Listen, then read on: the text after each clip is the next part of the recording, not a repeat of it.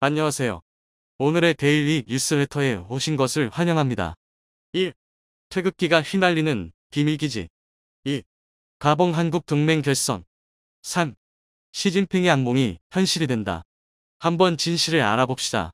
세계 주요 지역에 군사기지를 지으며 영역을 넓히던 중국 세상 무서운 줄 모르고 영역을 넓히던 중국의 계획에 큰 방해를 한 국가가 있습니다. 동법 가봉인데요.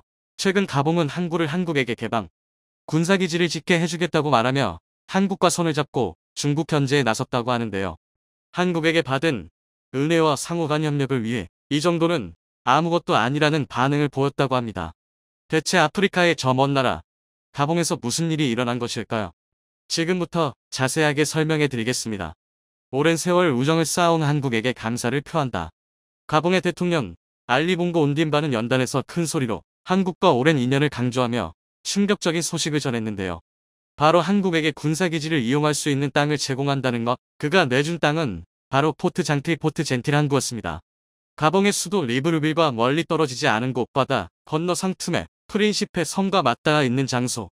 케이프로 폐지 많이 있는 항구로 무게가 상당히 나가는 대형 군함이 정박해도 지장이 없는 장소인데요.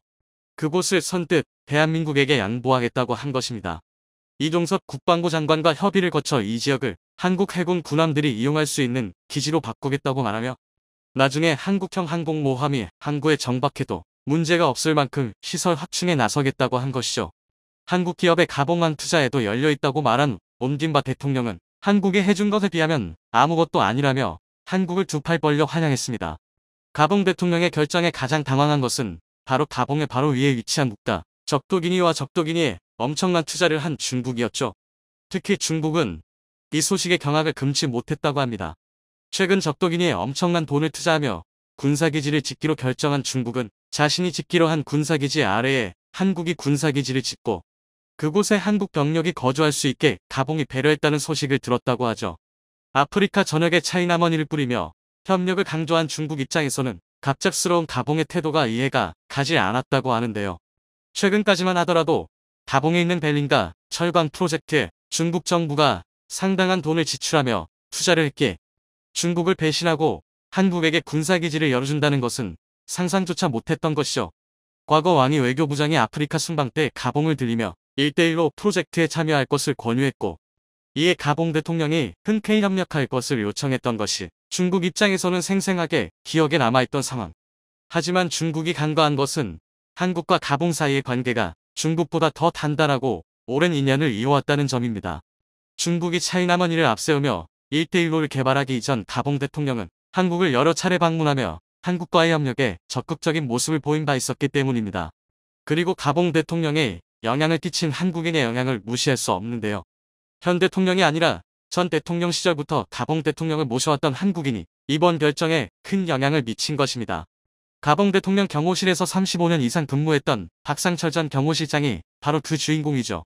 그가 가봉과 인연을 맺게 된 것은 특이한 사건 때문이었습니다. 북한과 한국의 이념 갈등이 시퍼렇게 살아있던 시대 1982년 8월 전두환 대통령은 가봉의 수도 리브르빌 국제공항에 발을 내딛었습니다. 이를 맞이하기 위해 가봉에서는 군악대가 연주를 하며 대한민국 대통령의 입성을 축하하기 위한 환영 인사가 펼쳐졌죠. 그런데 대통령의 낯빛이 변하며 분위기가 어두워졌습니다. 군악대 지휘자의 팔을 내리치며 순식간에 분위기는 험악해졌죠. 대한민국의 애국가가 연주된 것이 아니라 북한 국가가 연주된 것입니다. 남북한이 치열하게 대결을 펼치고 있는 1980년대 한국 대통령이 온자리 북한 국가를 연주하는 것은 대단한 결례였고 외교적으로 엄청난 실수입니다. 친서방 정책을 펼치며 한국과도 인연을 쌓아오던 가봉 입장에서는 청천벽력 같은 일이었죠. 가봉 대통령이 직접 대한민국 대통령에게 사과를 하며 이 실수는 일단락되었습니다. 알고 보니 북한 공작원이 애국가와 북한 국가를 교체하면서 대한민국과 가봉 사이를 이간질하기 위해 계획한 사실이 알려졌죠. 단순 실수 끝나며 이 사건은 무사히 마무리되었습니다. 그러나 이 사건은 박상철 씨의 인생을 완전히 바꿨죠. 당시 이 사건을 접한 대한민국 경호원들은 훈련받은 대로 침착하게 행동했고 내부 경호에 집중하는 모습을 보였던 것인데요. 가봉 대통령이 인상 깊게 바라본 것이죠.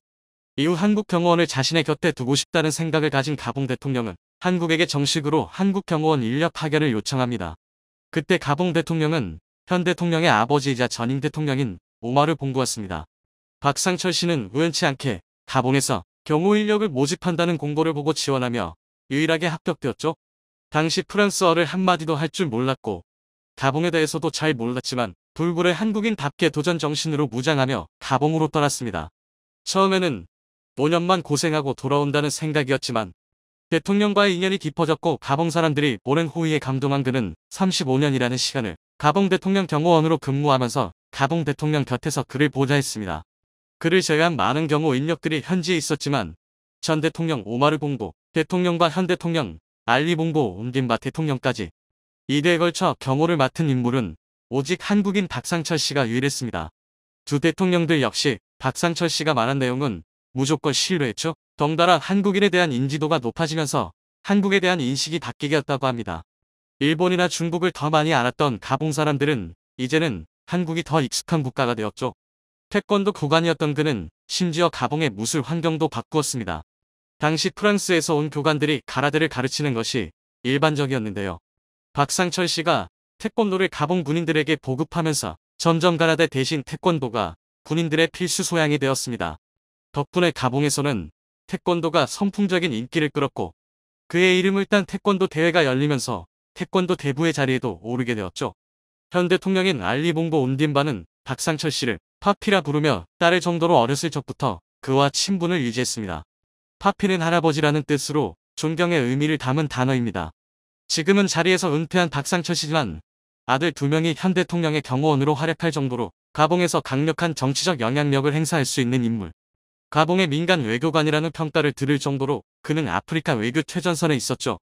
한국 민간 및 정부 차원에서도 가봉과의 협력을 아끼지 않았습니다.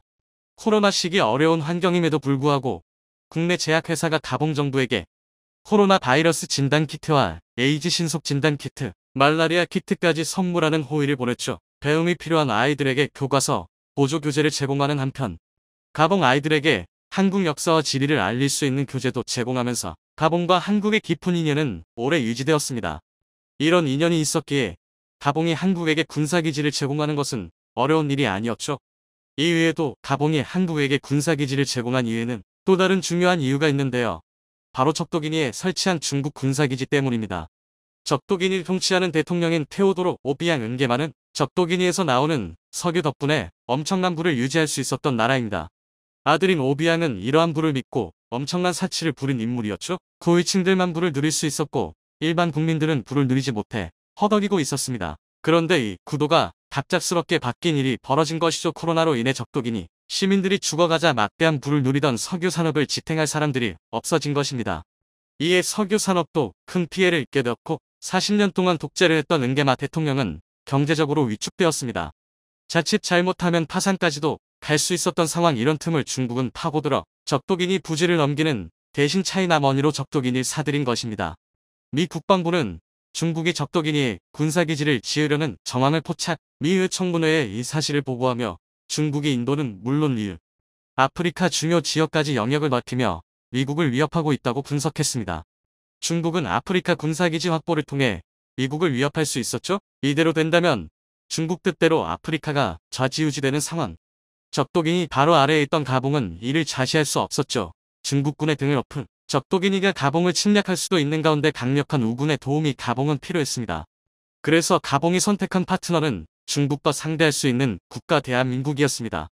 실제로 가봉의 군사기지가 세워진다는 소식이 들리자 중국은 직접적으로 한국에 대해 날선 비판을 쏟아내며 중국 외교부는 한국을 향해 중국의 길을 방해하지 말 것을 요청했습니다. 한국은 이런 반응을 귀담아 듣지도 않았습니다. 한국의 행동에 박수를 보냈습니다. 미국 외교부는 한국의 국제적 위치가 높아졌다는 의견을 남기며 한국과 미국의 우정은 변치 않을 것이라는 의견을 남겼죠. 중국에 허를 찌른 한국의 군사기지 개발. 대한민국과 중국의 정면 대결이 눈앞으로 다가왔습니다. 그나마 다행인 건 이번 전투의 선봉이 대한민국은 아니라는 건데요. 바로 인도와 중국의 국경 분쟁입니다. 최근 인도는 중국과의 국경 분쟁이 격화되자 포병 전력을 전진 배치하기 시작했는데요. 그런데 이 포병 전력의 주력이 K9 자주포의 인도 버전인 바지라입니다. 인도군 입장에서는 자신들이 보유한 최강의 자주포로 중국을 겨냥한 셈인데요. 실제로 바지라 전진 배치를 포착한 중국은 주력 자주포인 PCL-181로 맞불 작전을 펼쳤습니다. 이로써 얼떨결에 대한민국과 중국의 자주포 대장전이 성사되었는데요. 오늘은 인도와 중국이 전쟁을 치를 수밖에 없는 이유와 K9 vs PCL 181의 승패를 가늠해 보겠습니다. 현대 강군에 있어 자주국방은 필요 불가결한 요소입니다. 이는 군사적인 관점에는 물론이고 사회경제적인 측면에서도 일맥상통인데요. 방위산업은 무기체계 개발 과정에 획득할 수 있는 여러 최첨단 기술과 막대한 생산 인프라를 통해 상당한 경제적 효과를 불러옵니다. 이는 세계 7위의 거대한 명토와 함께 13억 명에 달하는 어마어마한 인구를 보유한 인도 또한 마찬가지입니다. 일례로 2014년에 출범한 현 인도 총리 나렌드라 모디 정부는 메이크 인 인디아 정책을 펼치며 모든 인도 무기체계 부품의 60% 미상을 자국산 기술로 생산하겠다고 단언했는데요. 이뿐만 아니라 무기체계 수입에 드는 예산의 일부를 자국 제조업에 재투자할 만큼 국산 무기 개발에 대한 굉장히 강력한 정책을 펼쳤습니다. 앞서 말했듯이 국산 무기체계 개발이야말로 국가의 근간이라 할 수 있는 제조업과 산업 전반에 영향력을 끼치는 만큼 인도의 이러한 결정은 대단히 상식적인 결정인데요. 이처럼 당연하게 여겨지는 상식도 자주포 앞에서는 산산이 박살났습니다. 무기체계 자체 개발에 그토록 집착하던 인도가 생각지도 못했던 결정을 내린 건데요. 지난 1월 초 인도는 자주포 자체 개발을 포기하고 K900대, 금액으로 따지면 8,700억 원에 달하는 막대한 물량을 도입하기로 결정한 것입니다. 기존의 인도가 이미 K900대를 도입한 상태라는 걸 감안하면 최종적으로 무려 200대를 도입하기로 결정한 것입니다. 이 정도면 앞으로 인도 정부가 아무리 많은 투자를 하더라도 자국의 자주포 시장이 박살 날 수도 있는 과감한 결정인데요. 사실 여기에는 피치 못할 이유가 있습니다. 그렇습니다. 바로 중국 때문입니다. 실제로 인도는 K9중 보유군을 라닥 지역에 배치했는데요. 이곳은 2020년 인도, 중국 국경 분쟁이 발생한 지역으로 두 나라의 군사적 긴장감이 가장 높은 지역입니다. 인도는 중국과 국경을 맞대고 있는 다른 나라들과 마찬가지로 무려 60년이 넘는 오랜 기간 중국과의 국경 분쟁으로 몸살을 앓고 있습니다. 더군다나 인도와 중국의 국경 분쟁은 매년 심각한 수준으로 격화되고 있는데요.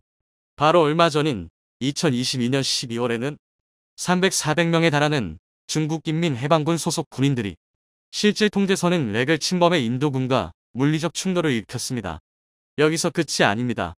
앞서 말씀드린 2020년 6월 분쟁에서는 히말라야 국경지대인 가란 계곡에서 무려 600여 명에 달하는 양측 군대가 냉병기를 들고 충돌하는 초유의 사태가 벌어졌는데요.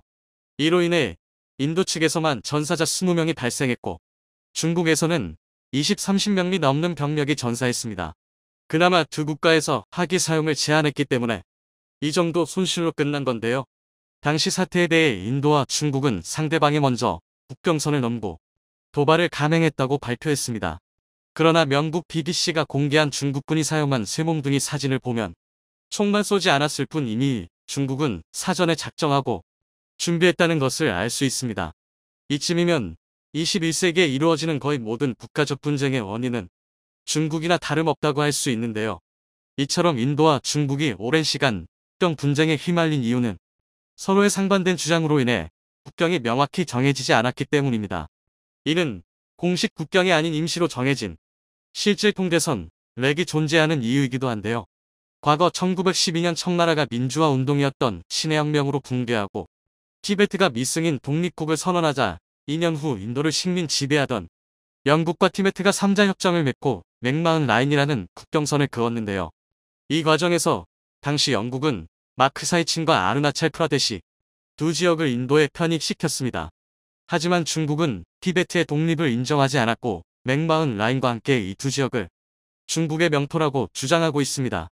이 주장이 격해지면서 심지어 1962년에는 국경선을 두고 두 나라 간의 전쟁이 발발하기까지 했습니다. 이 분쟁에 동원된 병력만 인도 12,000명에 달했고 중국은 8만 명에 육박했는데요.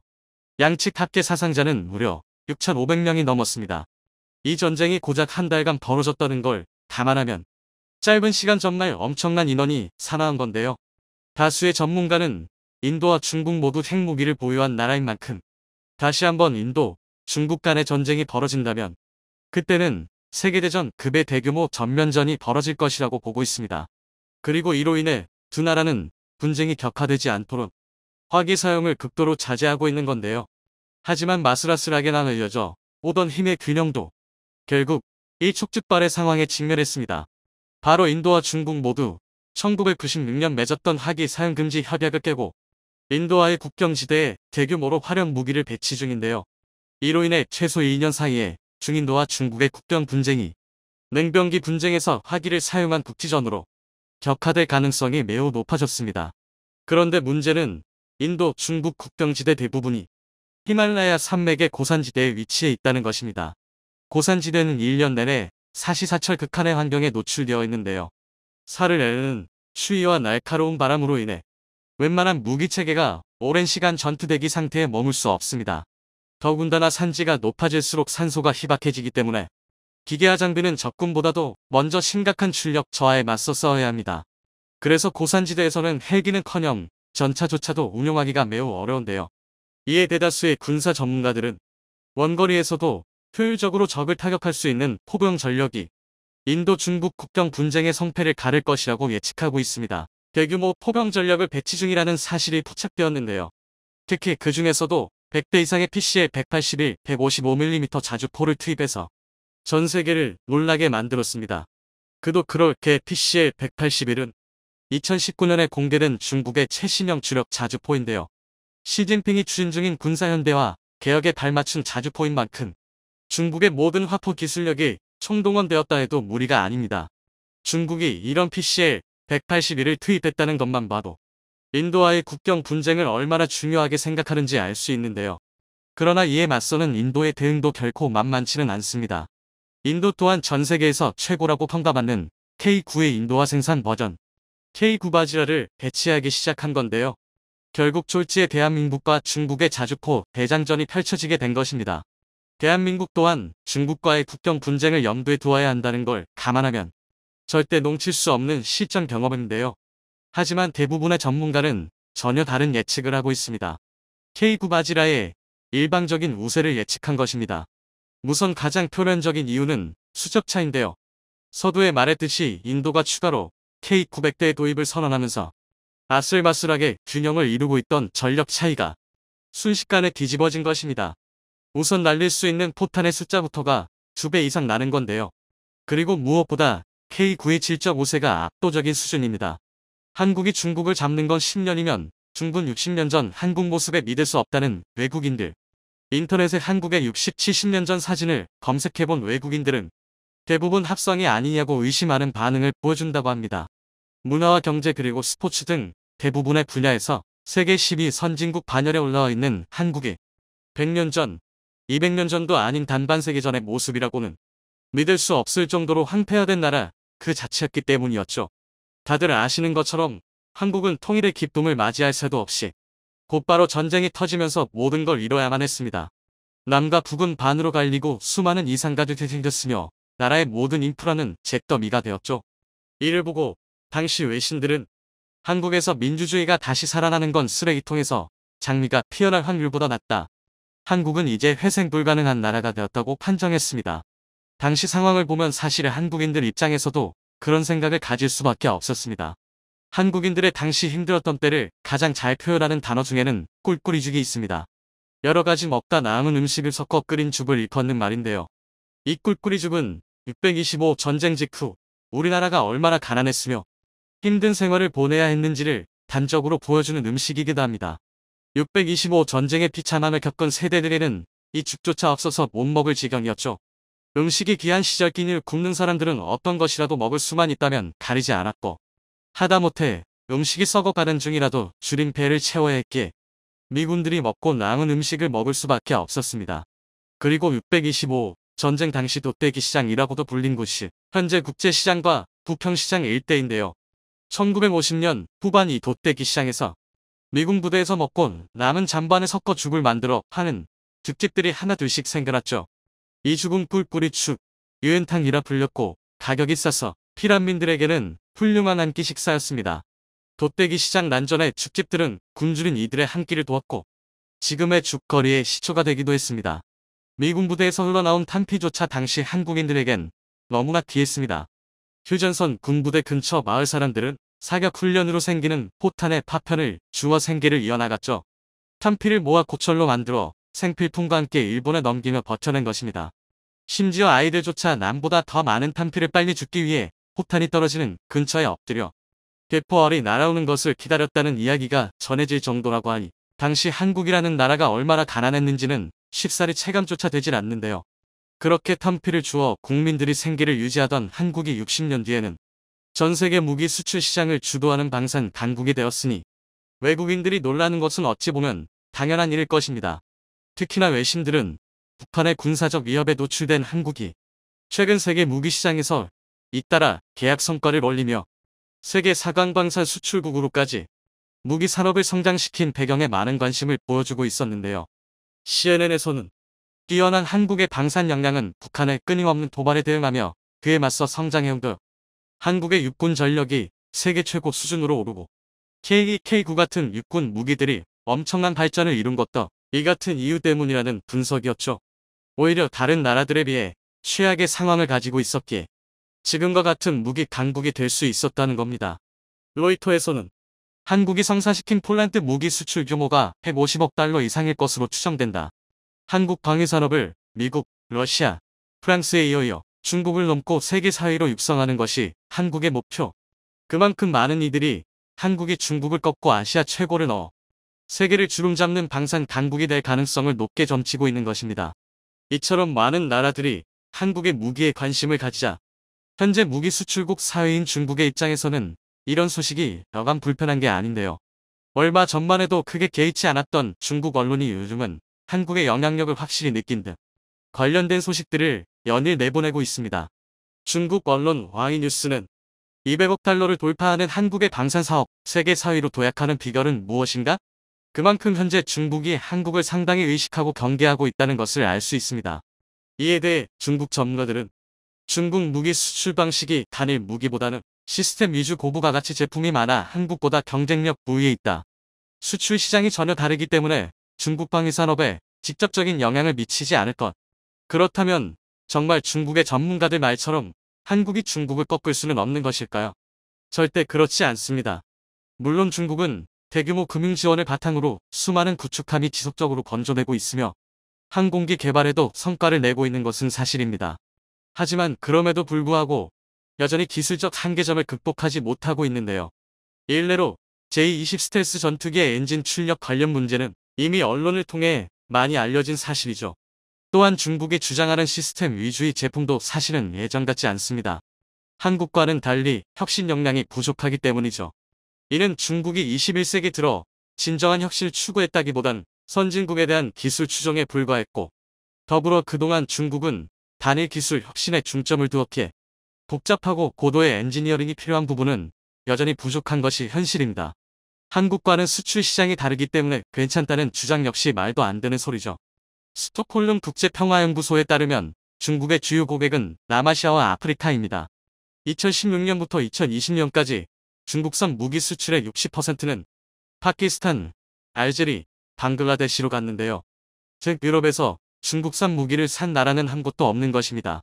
반면 한국의 무기 수출은 2016년부터 2020년까지 영국, 필리핀, 인도네시아 순이었으며 올해는 폴란드를 비롯해 수많은 유럽권 나라들이 한국에서 무기를 사들이고 있습니다. 한국은 동남아뿐만 아니라 전 세계적으로 경제적인 힘을 가진 미국과 유럽에까지도 그 영향력을 행사하고 있는 것입니다. 상황이 이렇다 보니 무수한 해외 전문가들이 도태될 수밖에 없는 구조를 가진 중국보다 계속해서 발을 넓혀가는 한국에게 힘을 실어줄 수밖에 없는 것 같은데요. 특히나 전쟁의 아픔을 가지고 항폐화된 나라에서 지금의 이리까지 한국인들의 의지와 다양한 경험 방산시장에서 큰 장점이 될 것이라 분석하고 있습니다. 지금 무기를 수출하는 국가 중에 한국처럼 영토가 완전히 황폐화된 나라는 없기 때문이죠. 그리고 외국인들에겐 항상 문제만 일으키는 중국보다는 신뢰가 가는 한국이 무기 분야에서 성장하기를 바라는 것도 당연하다고 할 수 있죠.